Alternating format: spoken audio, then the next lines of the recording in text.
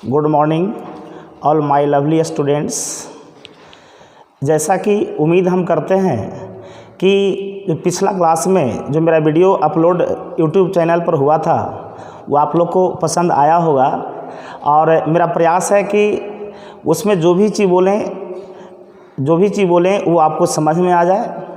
इसी तरह से हम सभी सर को भी बोले हैं, चाहे मैथ वाले राहुल सर हो, रीजनिंग वाले अग्रवाल सर हो या इंग्लिश वाले अनुज सर हो, सबको हम बोले हैं कि इस तरह से लैंग्वेज बोलना है कि ताकि घर बैठे मेरा टोटल स्टूडेंट्स एकदम साधारण भाषा में, जिसको हम बार बार बेटा बोलते हैं प्राकृत भाषा में, समझ सके। तो इस तरह से वीडियो, जैसे आपका मेरा 2 वीडियो अपलोड हुआ था और एक तो मोटिवेशनल वीडियो था और एक के जो जल पर बनाए थे। और बेटा आपको उम्मीद हुआ होगा कि जल से जुड़ी जितने भी क्वेश्चन पूछे जाते हैं एग्जाम में, वो आपको टोटल क्वेश्चन उस वीडियो में स्पष्ट दिख रहा होगा। चलिए तब हम अपना अगला वीडियो, क्योंकि बहुत सारे बच्चों का कमेंट्स आ रहा था कि सर लाइव क्लास दीजिए। ठीक है बेटा, मेरा भी मन है कि हम प्रत्येक दिन लाइव क्लास दें, क्योंकि तो आप लोग जानते हैं, जो खास करके हमसे जो पढ़े हैं वो जानते हैं कि हम खुद बैठने वाले नहीं हैं। हम चाहते हैं कि रेगुलर क्लास हो, लेकिन आप जानते हैं कि कोरोना जैसा वैश्विक महामारी पूरी दुनिया को तबाह कर दिया है।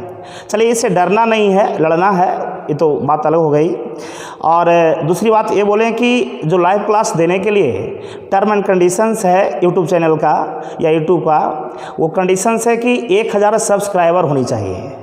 और 1000 सब्सक्राइबर अभी तो हुआ नहीं है, क्योंकि बहुत 2-3 दिन पहले हम वीडियो अपना अपलोड किए हैं, तो लगता है कि करीब आपको लगभग 300 के आसपास सब्सक्राइबर हुए हैं। बहुत सारे स्टूडेंट जानता भी नहीं है कि सर का क्लास स्टार्ट हो गया है। तो हम आप लोग से यही रिक्वेस्ट करेंगे कि आपके संपर्क में जितने भी स्टूडेंट्स हैं और फ्रेंड्स हैं, सबको बोलें और ये वीडियो जो पसंद आता है तो सब्सक्राइब करावें। 1000 सब्सक्राइबर जितना जल्दी आप पुराएंगे और हम उतना ही जल्दी लाइव क्लास देंगे। जिस दिन ये हो जाएगा हम अपना लाइव क्लास शुरू कर देंगे, एक दिन भी देरी नहीं करेंगे। ये आप मानिए बात को, हम खुद समझते हैं ये चीज़ को कि क्या होता है। तो चलें, आपसे मेरा रिक्वेस्ट यही है कि आप जितना जल्दी से जल्दी आप 1000 सब्सक्राइबर को कन्विंस करें, ताकि यूट्यूब चैनल के टर्म एंड कंडीशन को फुलफिल कर सके। चलिए बेटा, आज अगला टॉपिक आपको हम बताने जा रहे हैं कि भारतीय संविधान में कुछ आपातकालीन उपबंध है। आपको ये डरना नहीं है कि हम क्या बोल रहे हैं, टोटल चीज़ समझा देंगे आपको। भारतीय संविधान में कुछ आपातकालीन उपबंध हैं, उसके बारे में हम चर्चा करें, क्योंकि इससे भी क्वेश्चन आपको करीब आपको 40 से 50 क्वेश्चन पूछा जा चुका है। तो आपको दिखाएंगे भी, जिस तरह से जल का जो लास्ट क्लास हुआ था उसमें हम बताए थे कि कौन कौन से क्वेश्चन पूछा जाता है, तो उसी तरह से इसमें भी हम लास्ट में बोल देंगे। तो चले हम स्टार्ट करें, और टॉपिक का नाम है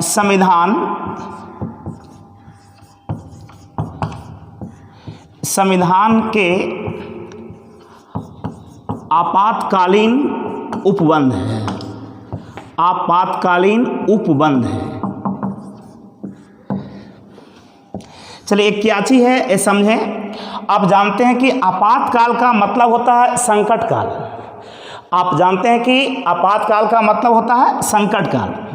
तो संकट काल स्थिति में आपको कुछ आपातकाल की घोषणा की जाती है, ताकि संकट से उबरें, संकट से मुक्त हों।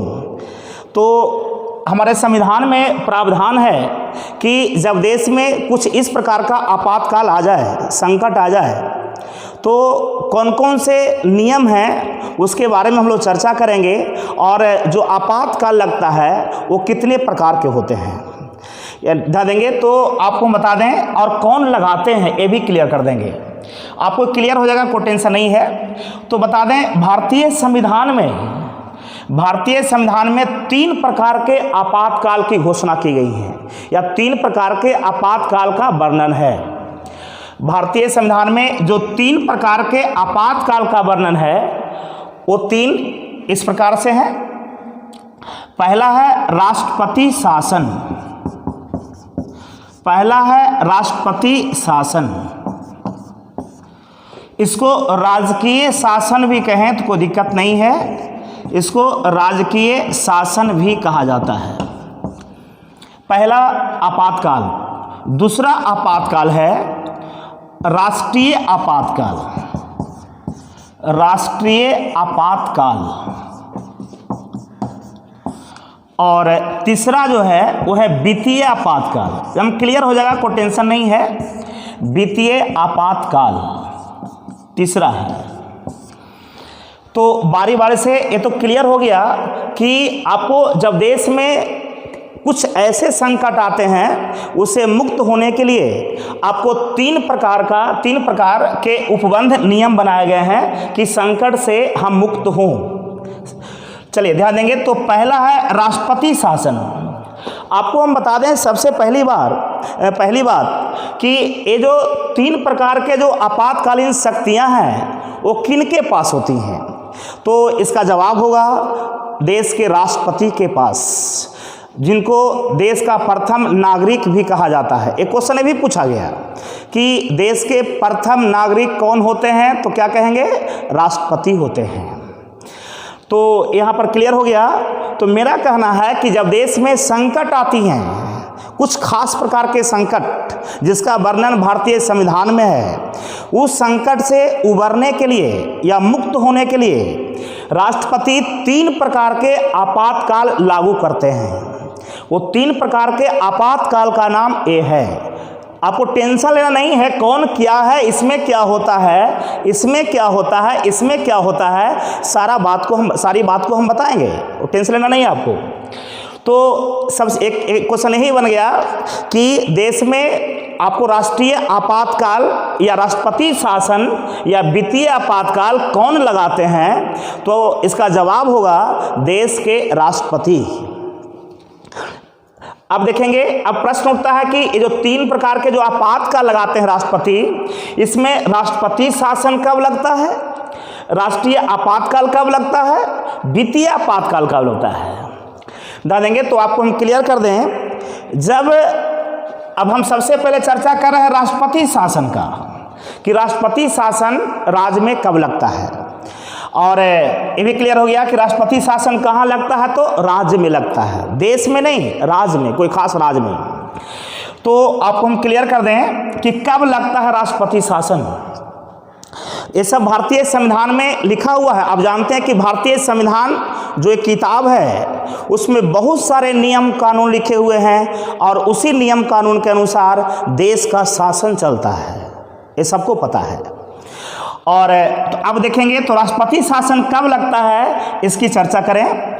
तो आपको हम क्लियर कर दें कि जब राज्य के मुखिया, बेटा बता दें, राज्य के मुखिया मुख्यमंत्री को कहा जाता है। जब राज्य के मुखिया अपने पद पर बैठकर संविधान के अनुसार कार्य नहीं कर रहे हों, यानी संविधान में जो नियम लिखा हुआ है उस नियम के अनुकूल काम नहीं कर रहे हों, तो उस स्थिति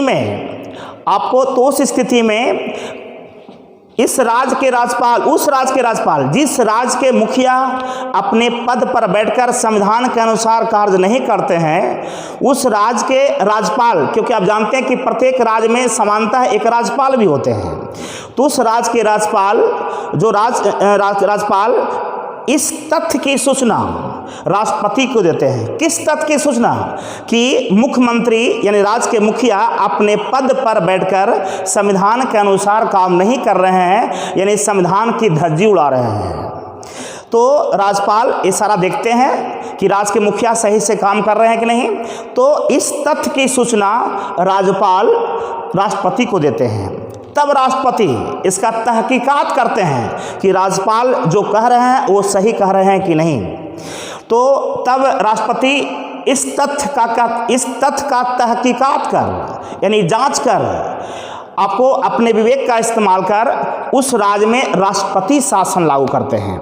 अगर गड़बड़ी पाया गया तो, यानी राज्यपाल ने जो कहा है वो सही है, तो ध्यान देंगे राष्ट्रपति उस राज्य में राष्ट्रपति शासन लागू करते हैं।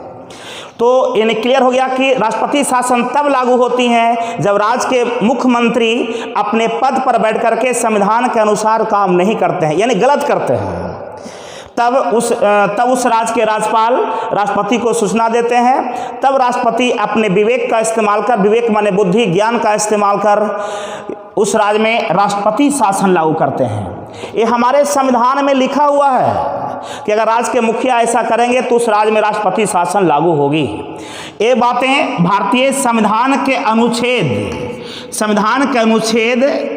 356 में कही गई है। 356 में स्पष्ट हो गया राष्ट्रपति शासन का वर्णन है। एक क्वेश्चन एक बार नहीं बहुत बार पूछा गया बेटा आपका। तो राज्य में राष्ट्रपति शासन ये नियम लिखा हुआ संविधान में, संविधान के अनुच्छेद 356 में ये बात लिखा हुआ है राष्ट्रपति शासन के बारे में।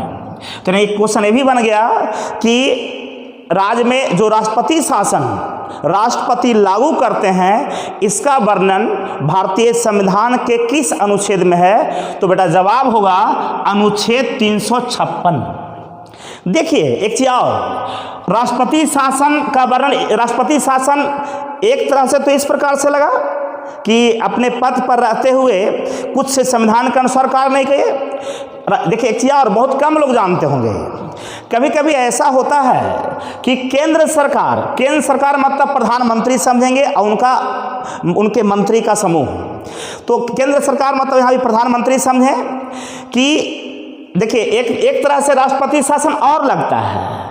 एक तरह लगता है कि जब केंद्र सरकार यानी प्रधानमंत्री राज्य के मुखिया को कुछ काम करने के लिए सलाह दें, क्या ये काम करवाना है, और वो काम को उस राज्य के मुखिया नहीं करवाते हैं, इसका मतलब ये हुआ कि प्रधानमंत्री के निर्देश का अनुपालन नहीं करते हैं। यानी प्रधानमंत्री ने जो कहा उस काम को नहीं करते हैं, वो ध्यान देंगे उनके बात को नहीं मानते हैं। तो इस स्थिति में भी वो प्रधानमंत्री राष्ट्रपति को सूचना देंगे कि उस राज्य के मुखिया को जो हमारा टीम यानी प्रधानमंत्री और उनके मंत्री ने जो निर्देश दिया राज्य के विकास के लिए, उस निर्देश का पालन नहीं किया है।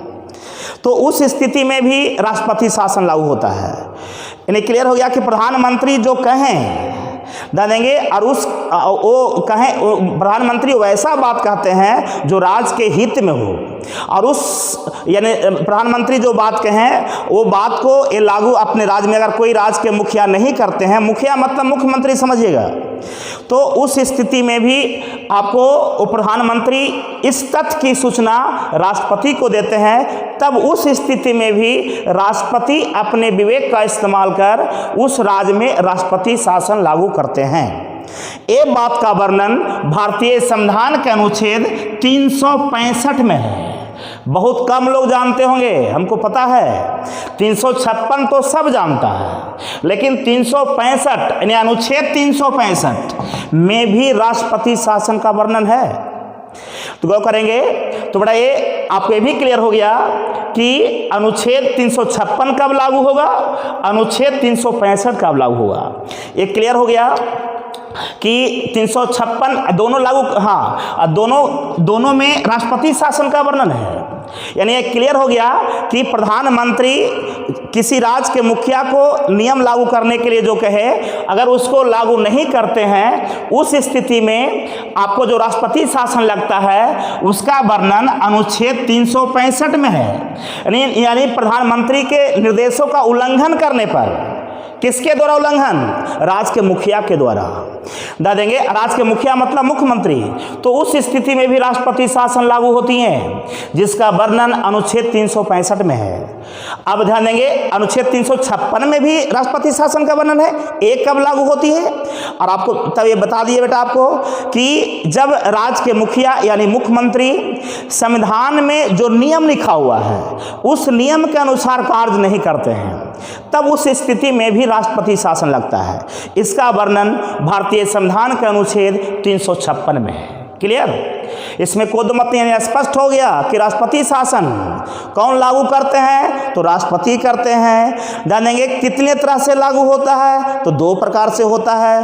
जानेंगे प्रधानमंत्री के बातों के उल्लंघन करने पर जो राष्ट्रपति शासन लागू होता है उसका वर्णन 365 में, और संविधान के उल्लंघन करने पर जो राष्ट्रपति शासन लागू होता है उसका वर्णन अनुच्छेद 356 में। क्लियर? चलिए, बहुत अच्छी बात। अब एक क्लियर आउट करें बेटा, जानेंगे राष्ट्रपति शासन सबसे पहली बार, आपको राष्ट्रपति शासन सबसे पहली बार पंजाब में लगा था। क्वेश्चन पूछा गया आपको 1951 में, जानेंगे। तो एक क्लियर है कि देश में सबसे पहली बार राष्ट्रपति शासन किस राज्य में लागू हुआ, तो हम लोग कहेंगे पंजाब में। और कब लागू हुआ, तो 1951 में लागू हुआ। क्वेश्चन कई बार पूछा गया बेटा आपका। क्लियर हो गया?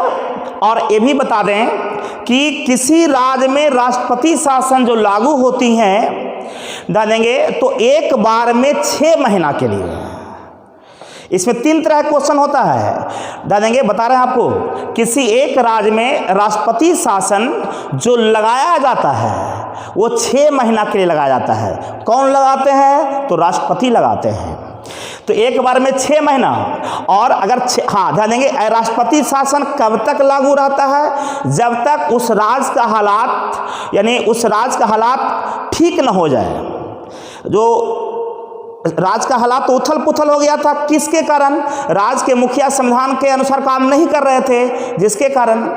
तो गौर करेंगे, किसी राज्य में राष्ट्रपति शासन तब तक लागू रहता है जब तक उस राज्य के हालात सही न हो जाएं। क्लियर? तो देश में सबसे पहली बार राष्ट्रपति, तो क्लियर है कि राष्ट्रपति शासन किसी राज्य में लगता है। तो सबसे पहले राष्ट्रपति शासन कहाँ लागू हुआ, पंजाब में। कब लागू हुआ, 1951 में लागू हुआ। क्लियर? चलिए, बहुत खूब। और बेटा बता दें, जो एक बार में राष्ट्रपति शासन लागू होता है 6 महीना के लिए, और गौर करेंगे अधिकतम 3 साल के लिए। यानी ऐसा नियम है कि आपको एक राज्य में अधिकतम 3 वर्ष तक ही राष्ट्रपति शासन लागू रह सकता है। तब मन में बहुत सारी बातें आ रही हैं, कभी बोलते हैं 6 महीना, कभी बोलते हैं 3 वर्ष। तो इसको समझिए, दोनों में अंतर है। अरे बेटा, ये हुआ कि एक बार में राष्ट्रपति शासन 6 महीना तक के लगाया जाता है। अब 6 महीना के लग गया, 6 महीना में राज्य का स्थिति अगर सही हो गया तो 6 महीना के बाद राष्ट्रपति शासन हट जाएगा। अगर 6 महीना में राज्य का हालात सही नहीं हुए तो फिर 6 महीना के लिए बढ़ाया जाएगा। फिर अगला 6 महीना में स्थिति अच्छी नहीं हुई, फिर 6 महीना के लिए, माने एक बार में 6 महीना के लिए राष्ट्रपति शासन लगाया जाता है। और अधिकतम 6 बार लगाया जा सकता है, अधिकतम 6 बार। तो एक बार में 6 महीना के लिए अधिकतम 6 बार लगाया जा सकता है, यानी 6 6 का 36 देंगे, यानी 36 महीना के लिए। 36 महीना का मतलब हुआ 3 वर्ष, यानी 3 साल। क्लियर? जानेंगे, तो किसी राज्य में आपको राष्ट्रपति अधिकतम कितने समय के लिए लागू की जाती है, 3 वर्ष के लिए। 3 वर्ष से अधिक किसी राज्य में राष्ट्रपति शासन लागू नहीं होता है। तो ये दोनों बात क्लियर हो गई कि किसी एक राज्य में राष्ट्रपति शासन आपको अधिकतम कितने समय के लिए लागू होता है, तो इसका जवाब होगा 3 वर्ष। अगर क्वेश्चन रहे कि किसी राज्य में एक बार में राष्ट्रपति शासन कितने दिनों के लिए लगता है, तो 6 महीना के लिए। और 6 महीना के लिए कितनी बार विस्तार किया जा सकता है, तो 6 बार। सब क्वेश्चन अलग है एकदम। क्लियर? और बेटा एक चीज़ भी बता दें, बड़ा बेजोड़ बात, कि अगर किसी राज्य में एक बार में 6 महीना के लिए राष्ट्रपति शासन लागू किया गया और ध्यान देंगे, और 6 महीना से पहले भी राष्ट्रपति शासन हट सकती हैं। अगर 6 महीना के पहले राज्य का हालात अच्छी हो जाए तो राष्ट्रपति शासन हट सकती हैं, लेकिन आपको 2 महीना रहेगा ही रहेगा। अगर मैंने मान लिया जाए कि एक बार में 6 महीना के लिए राष्ट्रपति शासन लागू किया गया, देखा गया कि ध्यान देंगे तो लागू किया गया तो 6 महीना का लागू रहता है। तो गौर करेंगे, तो अगर मान लिया कि, और इसमें है कि अगर 4 महीना में ही आपको वहाँ के हालात सही हो गए तो 4 महीना के बाद भी राष्ट्रपति शासन हट सकता है। लेकिन एक कंडीशन ये भी है कि एक बार लग गया तो 2 महीना कम से कम राष्ट्रपति शासन रहेगा ही रहेगा, 1 महीना के लिए नहीं होता है। क्लियर हुआ? नहीं हुआ। क्या क्वेश्चन हुआ जानेंगे, यहां पर समझिएगा कि एक बार में किसी राज्य में राष्ट्रपति शासन 6 महीना के लिए लगता है, ध्यान देंगे और गौर करेंगे। अगर मान लिया जाए 4 महीना में ही उस राज्य के हालात अच्छे हो गए, सब सही ढंग से चल रहा हो, तो 4 महीना के बाद भी राष्ट्रपति शासन हट सकता है। 6 महीना पूरा भी नहीं हुआ। लेकिन ये भी है कि आपको तब बहुत सारे कहें कि 1 महीना के बाद ही अगर राज्य के हालात अच्छी हो जाए तो नहीं हटेगा, क्योंकि संविधान में लिखा हुआ है कि कम से कम जब राष्ट्रपति शासन लागू हो गया तो 2 महीना रहना ही रहना है, 2 महीना रहना ही रहना है आपको, ऐसा प्रावधान है। 2 महीना से कम के लिए राष्ट्रपति शासन नहीं रहेगा। तो ये न्यूनतम कितना महीना के लिए? 2 महीना के लिए। अधिकतम कितना दिन के लिए? 3 वर्ष के लिए राष्ट्रपति शासन लागू होता है। ये बात को समझ गए होंगे आप लोग। चलिए गौर करेंगे। अधिकतम 2 महीना के लिए किसी राज्य में राष्ट्रपति शासन नहीं, अधिकतम 3 वर्ष के लिए किसी राज्य में राष्ट्रपति शासन लागू होती हैं और न्यूनतम 2 महीना के लिए। एक बार में 6 महीना के लिए और 6 महीना के लिए अवधि विस्तार कितना बार? 6 बार। चलिए बहुत खूब। लेकिन कभी कभी ऐसा भी हालात होता है, कुछ स्पेशल केस है कि कुछ विशेष परिस्थिति में आपको राष्ट्रपति शासन 3 वर्ष से ज़्यादा भी हो जाता है। अभी तक एक बार हुआ है पंजाब में। पंजाब में आपको 3 वर्ष से अधिक के लिए राष्ट्रपति शासन लगातार लागू रह गया, और वो भी पंजाबे है। पंजाब में 1987 से लेकर के 1992 तक लगातार राष्ट्रपति शासन लागू रहा, यानी 87, 5, 92 5 साल के लिए। अभी बेटा बताए कि एक बार अधिकतम 3 साल के लिए रहता है किस राज्य में, यहाँ तो 5 साल हो गया। कुछ विशेष परिस्थिति में ऐसा हो गया है। तो अभी तक किस राज्य में? पंजाबे में हुआ। 2 क्वेश्चन कि सबसे पहले राष्ट्रपति शासन किस राज्य में लागू हुई? पंजाब में। कब हुई? 51 में। सबसे लंबे समय तक राष्ट्रपति शासन आपको किस राज्य में लागू हुई? तो इसका भी जवाब पंजाबे होगा। कब से कब तक? 87 से 92 तक। कितना साल के लिए? 5 साल के लिए। कुछ अलग टाइप का, क्योंकि अधिकतम तो 3 साल रहता है, लेकिन कुछ विशेष परिस्थितियां ऐसी होती हैं जिसमें ये संसद निर्णय लेती है। तो गौर करेंगे तो अभी तक सबसे अधिक समय तक किसी राज्य में राष्ट्रपति शासन लागू हुआ है तो राज्य है पंजाब। क्लियर? एकदम क्लियर कट। सब में 51 कब जवाब देंगे? सब क्लियर है बेटा? सब क्वेश्चन पूछा गया, याद रखिएगा। तो ये राष्ट्रपति शासन की बात हो गई। तो राष्ट्रपति शासन क्लियर हो गया। चलिए बहुत अच्छी बात। राष्ट्रपति शासन कौन लगाते हैं? तो राष्ट्रपति लगाते हैं। राष्ट्रपति शासन का वर्णन समानता किस अनुच्छेद में? 356 में, और 365 में भी है, जब प्रधानमंत्री के बात का उल्लंघन करते हैं मुख्यमंत्री। चलिए सबसे पहले कहाँ लागू हुआ? पंजाब में। कब लागू हुआ? 51 में। आपको किसी राज्य में न्यूनतम कितने समय के लिए राष्ट्रपति शासन? 2 महीना के लिए। अधिकतम कितने दिन के लिए? 3 वर्ष के लिए। विशेष परिस्थिति में अभी तक अधिकतम 5 साल के लिए लागू हुआ है, वो कहाँ? तो पंजाब में। चलिए तो पहला आपातकाल समझ गए कि राष्ट्रपति शासन कब लागू होती हैं। इसको राजकीय शासन भी कहा जाता है। राष्ट्रपति शासन को राजकीय शासन। चलिए बहुत खूब। तो ये राष्ट्रपति शासन क्लियर हो गया आपका। अब बता रहे हैं बेटा राष्ट्रीय आपातकाल। ये भी जानेंगे, ये भी घोषणा कौन करते हैं? राष्ट्रपति ही करते हैं। 3 प्रकार के आपातकाल होते हैं, जो तीनों बताए। पहला तो क्लियर हो गया राष्ट्रपति शासन, जिसको राजकीय शासन भी कहते हैं। दूसरा है राष्ट्रीय आपातकाल, और तीसरा है वित्तीय आपातकाल। तो हम इसकी चर्चा कर चुके हैं, अब इसकी चर्चा कर रहे हैं राष्ट्रीय आपातकाल का। तो देखें तो एक क्या चीज होता है, बात को समझिए। तो बेटा राष्ट्रीय आपातकाल कब लागू होता है? राष्ट्रीय आपातकाल भी राष्ट्रपति ही लागू करते हैं, या राष्ट्रीय आपातकाल की घोषणा राष्ट्रपति ही करते हैं। कब करते हैं? इसका जवाब सुनिए। जब आपको कहा जाता है कि युद्ध की स्थिति हो, जैसे भारत पाकिस्तान ऐसा कुछ है हुआ कि युद्ध हो गया, या बाह्य आक्रमण, दूसरा देश वाला आपको देश पर आक्रमण कर रहा हो, या देश में आंतरिक अशांति हो। माने गौर करेंगे 3 आधार पर। देश में आंतरिक अशांति के मतलब क्या हुआ कि मान लिया कि देश के अंदर उत्तर प्रदेश है, उत्तर प्रदेश के लोग मान लिया कि विद्रोह कर दिए, तो निश्चित है कि देश के अंदर अशांति हो गया। जहां विद्रोह हो रहा है वहां शांति की अशांति, तो जवाब हुआ अशांति। तो गौर करेंगे, जब देश के नागरिकों के द्वारा या देश के कोई खास हिस्से में देश के नागरिकों के द्वारा कुछ कारण से विद्रोह किया जाता है, जानेंगे, तो उस स्थिति में भी आपको राष्ट्रीय आपातकाल लागू करते हैं राष्ट्रपति। तो राष्ट्रीय आपातकाल 3 स्थिति में लागू होती हैं, एक क्लियर कर दें। पहला, राष्ट्रीय आपातकाल कब कब लागू? युद्ध की स्थिति में, एक देश का, भारत का युद्ध दूसरे देश से हो रहा है, तो राष्ट्रीय आपातकाल आपको कौन कौन स्थिति में लागू होते हैं, ध्यान देंगे। पहला, युद्ध की स्थिति में, युद्ध की स्थिति में आपातकाल ध्यान देंगे। दूसरा ध्यान देंगे बाह्य आक्रमण, माने बाह्य माने बाहर का आक्रमण, बाह्य आक्रमण। अगर दूसरा देश वाला आपके देश पर आक्रमण कर रहा हो, अटैक कर रहा हो, उस स्थिति में भी राष्ट्रीय आपातकाल की घोषणा करते हैं। कौन करते हैं? राष्ट्रपति।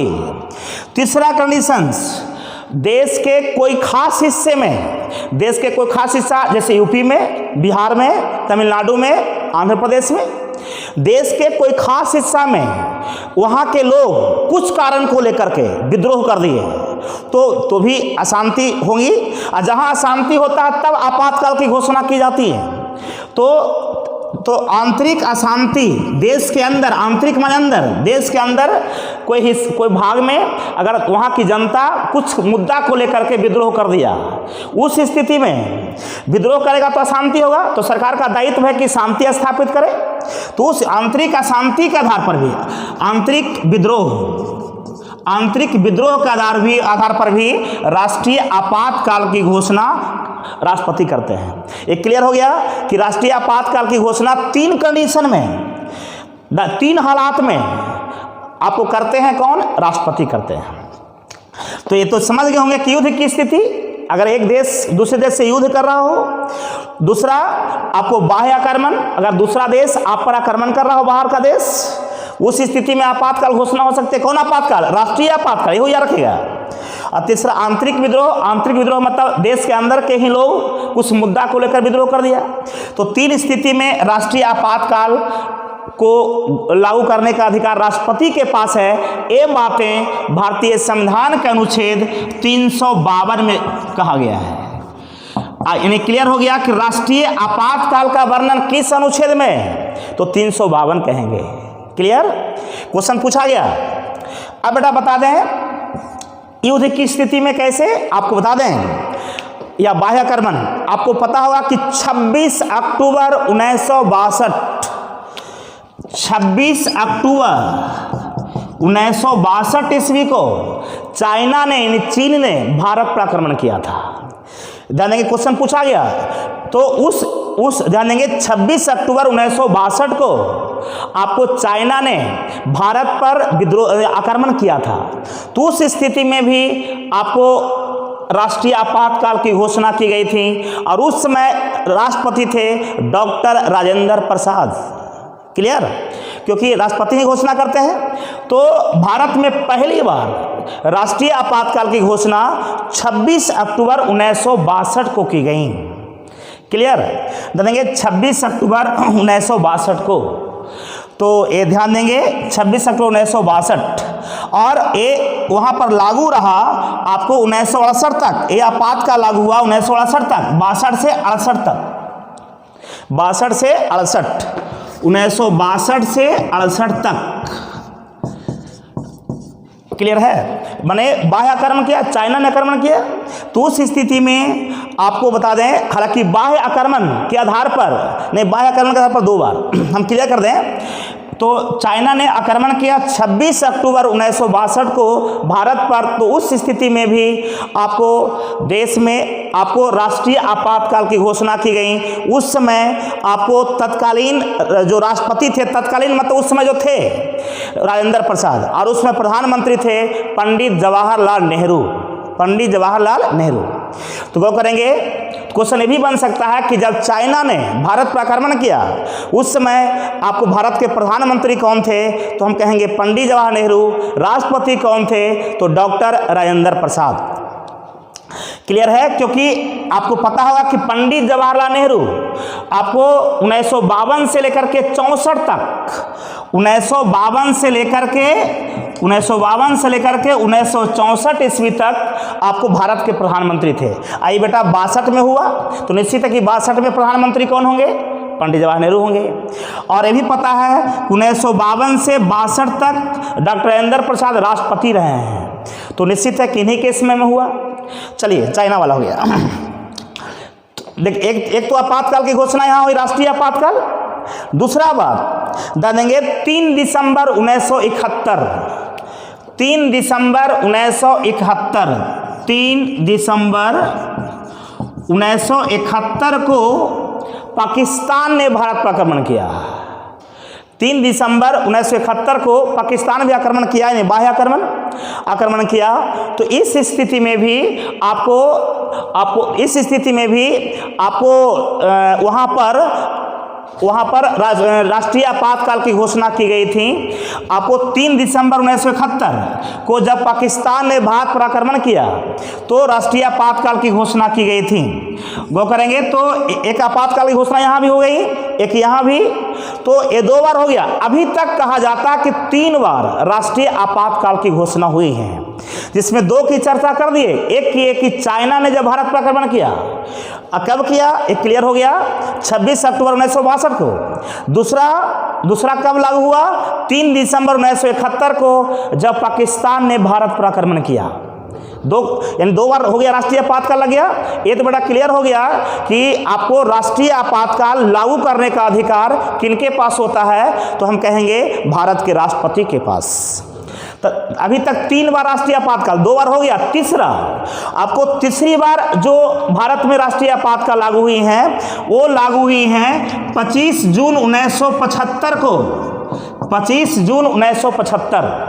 ये हुआ आंतरिक विद्रोह के आधार पर। अब इसका मतलब समझिए, तीसरी बार जो राष्ट्रीय आपातकाल की घोषणा हुई वो 25 जून 1975 को। उस समय प्रधानमंत्री थे इंदिरा गांधी और उसमें राष्ट्रपति थे फखरुद्दीन अली अहमद। तो गौर करेंगे तो ये हुआ था देश के आंतरिक हिस्सों में, देश के आंतरिक हिस्सों में। यूपी का नाम सुनोगे आप लोग, आपको कहा जाता है कि उस स्थिति बने देश के आंतरिक विद्रोह देश के अंदर में विद्रोह हुआ। इसके पीछे कुछ कारण हुआ। कारण ये था बेटा कि आपको पाकिस्तान ने जो भारत पर आक्रमण किया था, जिसके चलते जो युद्ध हुआ था, जिसके चलते यहाँ का इकोनॉमी रेट काफ़ी नीचे चल गई थी, तेल की किल्लत हो गई थी। तब ध्यान देंगे, आज भी सोचो तेल का किल्लत हो जाए, कमी हो जाए तो जनता कितना विद्रोह करेगी, सोच सकते हैं। तो उस समय भी आपको ऐसा हालात हो गए कि संकट का हालात हो गया कि देश में तेल का किल्लत हो गया और साथ ही साथ आपका यहाँ का इकोनॉमी रेट, आर्थिक स्थिति दयनीय हो गई। दयनीय होने का कारण था कि जो पाकिस्तान ने भारत पर आक्रमण किया, तो जिसके चलते वहाँ के लोग, जनता दा देंगे आपको विद्रोह कर दिए। तो विद्रोह करेंगे तो अशांति होगी। तब शांति स्थापित करने के लिए भारत में तीसरी बार और अंतिम बार राष्ट्रीय आपातकाल लागू 25 जून 1975 को की गई, जो कि 1977 तक चली, जो कि 1977 तक चली। ये भी याद रखिएगा, भारत में पहली बार इमरजेंसी आपको कब लागू हुई, तो 1975 में। कई बार क्वेश्चन पूछा गया, किन के समय में, तो इंदिरा गांधी के समय में। कब तक, तो 77 में। उस समय राष्ट्रपति कौन, तो फखरुद्दीन अली अहमद। क्लियर। तो ये भी क्लियर हो गया बेटा आपका राष्ट्रीय आपातकाल। तो राष्ट्रीय आपातकाल अभी तक कितना बार, 3 बार। क्लियर हो गया तीनों। तो अब देखेंगे तीसरा जो आपातकाल उपबंध है वो है वित्तीय आपातकाल। तीसरा जो है आपका वित्तीय आपातकाल। तो तीसरा को भी अब चले बेटा, दो आपातकाल हो गया उपबंध। तीसरा है वित्तीय आपातकाल। वित्तीय आपातकाल, अब ध्यान देंगे, आपातकाल माने संकट काल। ये तो निश्चित है कि सब संकट के समय में लागू, जो ये सब घोषणा हुई है किस लिए, कि संकट है तो अशांति है, अशांति है तो शांति स्थापित करने के लिए। तीसरा है वित्तीय आपातकाल। तो गौर करेंगे, वित्तीय आपातकाल कब लागू होती है ये जानना है। कहता बेटा कि देश में जब वित्त का अभाव हो जाए, वित्त माने धन, पैसा, जब देश में सोचो यार, जब धन का अभाव हो जाएगा तो सोच सकते हैं आप क्या हालात होंगे। तो जब देश में पैसा, हम कौड़ी भी कह सकते हैं अपना भाषा में, देश में पैसा कौड़ी का जब अभाव हो जाए, क्योंकि आपको पता है कि जो देश का शासन चलता है उसके लिए पैसा जरूरी है, राशि जरूरी है। पैसा नहीं रहेगा तो गौर करेंगे कुछ काम नहीं होगा। जितना भी सरकारी योजनाएं चलाती हैं उसको चलाने के लिए भी पैसा चाहिए। तो गौर करेंगे, जब देश में पैसा का अभाव हो जाए, जानेंगे तो भी एक संकट है। तब इस स्थिति में इस संकट को दूर करने के लिए राष्ट्रपति जो आपातकाल की घोषणा करते हैं उसको कहा गया है वित्तीय आपातकाल। वित्त माने धन, ऐसे ही पकड़ा जाएगा आपको। तो वित्तीय आपातकाल लागू कब होती है, जब देश में पैसा की कमी हो जाए, रुपया की कमी हो जाए। जानेंगे वो भी एक संकट ही है। सोच के देखो, आपके घर में सोचो, अपना घर के ही सोचो, आपके घर में पैसा की कमी हो जाए तो आपको संकट है कि नहीं। तो उसी तरह सोचो कि पूरे देश में पैसा की कमी हो जाए तो संकट है कि नहीं। तो जानेंगे संकट से उबरने के लिए या मुक्ति पाने के लिए जानेंगे देश के राष्ट्रपति आपको वित्तीय आपातकाल लागू करते हैं। और इसका वर्णन भारतीय संविधान के अनुच्छेद 360 में किया गया है। इसका वर्णन भारतीय संविधान के अनुच्छेद 360, तीनों अनुच्छेद बताए आपको हम। तो ये क्लियर हो गया कि वित्तीय आपात, क्वेश्चन पूछा गया वित्तीय आपातकाल का वर्णन किस अनुच्छेद में, तो अनुच्छेद 360 गौर करेंगे। और वित्तीय आपातकाल लागू कौन करते हैं, राष्ट्रपति। कब लागू करते हैं, जब देश में पैसा का अभाव हो जाए, कमी हो जाए। चलिए बहुत खूब जानेंगे। और आपको एक खास बात बताएं, अभी तक भारत में एक भी बार वित्तीय आपातकाल लागू नहीं हुई है। गौर करेंगे, हम लोग भी कामना करते हैं कि ऐसा हालात ना हो। जानेंगे सबसे मजेदार बात तो यह है कि अभी तक देश में एक भी बार वित्तीय आपातकाल लागू नहीं हुई है। क्लियर। चलिए गौर करें, तो इसमें इतना ही जानना है। तो बड़ा ये रहा आपको आपातकालीन उपबंध, ये नियम जानेंगे। और ये आपातकालीन उपबंध 3 है, राष्ट्रपति शासन, राष्ट्रीय आपातकाल, वित्तीय आपातकाल। जानेंगे ये आपको तीनों आपातकाल लागू करने का अधिकार किनके पास, राष्ट्रपति के पास। कब लागू करते हैं, बारी बारी से सबको बेटा क्लियर कर दिया आपको हम। अब देखिए इससे जुड़ा हुआ 20-25 क्वेश्चन आपको लगातार बोलते हैं, वो गौर से सुनेंगे आप लोग, तब आपको एहसास हुआ कि जो सर बोल रहे थे कि क्वेश्चन पूछा गया, ऐसा किसी को ना लगे कि झूठ मूठ बोलते हैं, पूछा गया, ऐसा कदापि नहीं करते हैं हम। जानेंगे ये समझिए। तो आप इससे जुड़ी हुई क्वेश्चन कौन कौन है सुनिए, कितना क्वेश्चन बोलते हैं सुनिए। अगर बेटा अब जी अगर जितनी बातें हम बताए हैं वो सारी बात अगर सुने होंगे तो एक का क्वेश्चन का जवाब आप देंगे। सबसे पहली बार बताएंगे कि आपको देश का प्रथम नागरिक कौन होता है, तो राष्ट्रपति होता है, क्वेश्चन पूछा गया। दूसरी बात, आपको देश में आपातकाल लागू कौन करते हैं, तो राष्ट्रपति करते हैं। आपातकाल कितने प्रकार के होते हैं, जवाब होगा 3 होते हैं। कौन कौन होते हैं, तो राष्ट्रपति शासन, राष्ट्रीय आपातकाल, वित्तीय आपातकाल। तो अब बेटा पूछे कि राष्ट्रपति शासन कौन लागू करते हैं, तो राष्ट्रपति करते हैं। कब करते हैं, जब देश के जब राज्य के मुखिया, क्योंकि राष्ट्रपति शासन राज्य में, जब राज्य के मुखिया अपने पद पर रहते हुए संविधान के अनुसार काम नहीं करता, यानी संविधान का धज्जी उड़ाता हो, तो उस स्थिति में राष्ट्रपति शासन लगता है, जिसका वर्णन अनुच्छेद 356। राष्ट्रपति शासन का वर्णन अनुच्छेद 365 में भी है। जब प्रधानमंत्री मुख्यमंत्री को निर्देश दें और उस निर्देश को पालन नहीं करे मुख्यमंत्री, तो भी राष्ट्रपति शासन लागू होती है, जिसका वर्णन अनुच्छेद 365। चलिए, बहुत खूब। और देश में पहली बार राष्ट्रपति शासन कहाँ लागू हुआ? तो पंजाब में हुआ, बोल चुके हैं। कब लागू हुआ? 1951 में हुआ। और एक राज्य में अधिकतम कितने वर्ष तक राष्ट्रपति शासन लागू रह सकते हैं? तो 3 वर्ष तक, न्यूनतम 2 महीना तक। और एक बार में कितना दिन के लिए लागू राष्ट्रपति शासन होता है? तो 6 महीना के लिए। 6 महीना के लिए कितना बार विस्तार किया जा सकता है? तो 6 बार। तो 6 का 36 महीना, 36 महीना मतलब 3 साल। और एक अपवाद भी है कि अभी तक सबसे ज़्यादा दिन तक राष्ट्रपति शासन जो लागू हुई हैं वो भी पंजाब में 5 वर्ष के लिए, विशेष परिस्थिति में। और बताए थे 87 से 92, 1987 से 1992 तक, अभी तक सबसे लंबे समय तक राष्ट्रपति शासन पंजाब में लागू हुई है। सब क्वेश्चन पूछा गया बेटा आपका। चलिए आगे चलें। राष्ट्रीय आपातकाल कौन लगाते हैं या राष्ट्रीय आपातकाल की घोषणा कौन करते हैं? तो राष्ट्रपति करते हैं। इसका वर्णन किस अनुच्छेद में है? 362 में है। अभी तक कितने बार राष्ट्रीय आपातकाल लागू की गई हैं? तो 3 बार लागू की गई हैं। कब कब की गई हैं? तो इसमें पहली बार बताए थे कि जब चाइना ने 26 अक्टूबर 1962 को भारत पर आक्रमण किया, तो उस समय आपको राष्ट्रीय आपातकाल की घोषणा हुई। आपको एक चाइना में भारत में कब से कब तक रहा? तो 62 से 67 तक रहा। क्लियर? उस समय राष्ट्रपति कौन थे? तो राजेंद्र प्रसाद थे। उस समय प्रधानमंत्री कौन थे? जवाहरलाल नेहरू थे। क्लियर? ये तो पहली बार। दूसरी बार आपको राष्ट्रीय आपातकाल कब लागू हुआ? दूसरी बार जब आपको पाकिस्तान ने भारत पर आक्रमण किया। कब किया? तो 3 दिसंबर 1971 को किया। जानेंगे तीसरी बार कब लागू किया गया? तो तीसरी बार 1975 में, 25 जून 1975 को लागू हुआ। कब तक रहा? 77। किस आधार पर लागू हुआ? तो आंतरिक विद्रोह के आधार पर या आंतरिक अशांति के आधार पर। तो देश में आंतरिक अशांति का मतलब समझा चुके हैं।